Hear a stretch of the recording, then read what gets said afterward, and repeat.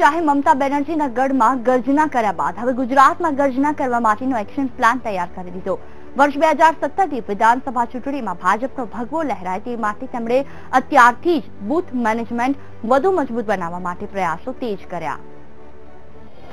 આદિવાસી સીટો મેળવવા ભાજપની કવાયત, અમિત શાહ આવશે ગુજરાત, આદિવાસી વિસ્તારની લેશે મુલાકાત। આવનારી ગુજરાત વિધાનસભા ચૂંટણીને લઈ ભાજપે કવાયત શરૂ કરી દીધી છે। ખાસ કરીને આદિવાસી સીટો મેળવવા માટે ભાજપ મથી રહ્યું છે।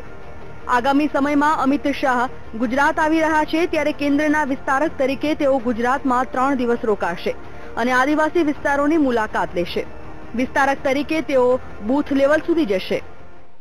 એટલે આદિવાસી વિસ્તારના ગુજરાતના ખૂણા ઉપરના આદિવાસી વિસ્તારોના ગામડાઓની અંદર એ 3 દિવસ સુધી વિવિધ બૂથોમાં જઈને એ પોતે પણ એક કાર્યકર્તા કરે પ્રકારની કાર્યવાહી, બૂથ વિસ્તારની કાર્યવાહી, સંગઠન માટેની કાર્યવાહી એ રાષ્ટ્રીય અધ્યક્ષ કરવાના છે।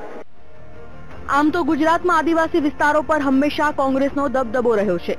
ભૂતકાળ પર એક નજર કરીએ તો વર્ષ 2007ની વિધાનસભા ચૂંટણીમાં કુલ 26 આદિવાસી સીટ હતી, જેમાંથી 11 સીટ ભાજપને મળી હતી અને કોંગ્રેસને 14 સીટ મળી હતી, જ્યારે 1 સીટ જેડીયુને મળી હતી।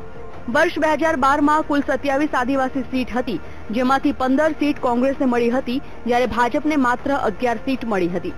કોંગ્રેસની પકડ ઢીલી કરવા ભાજપ સતત કાર્યક્રમો કરી રહી છે। ખુદ પ્રધાનમંત્રી મોદી પણ અનેકવાર આદિવાસી પ્રભાવિત વિસ્તારોમાં કાર્યક્રમો કરી ચૂક્યા છે, ત્યારે આદિવાસી યાત્રા કાઢવામાં નિષ્ફળ રહેલી કોંગ્રેસ તેના ગઢ ગણાતા વિસ્તાર પર પકડ જાળવી રાખે છે કે ભાજપ તેના લક્ષ્યાંક સુધી પહોંચવામાં સફળ રહેશે તે જોવું રહ્યું। કેમેરામેન નરેશ બુટિયા સાથે મેહુલ દેસાઈ, BTV ન્યૂઝ, અમદાવાદ।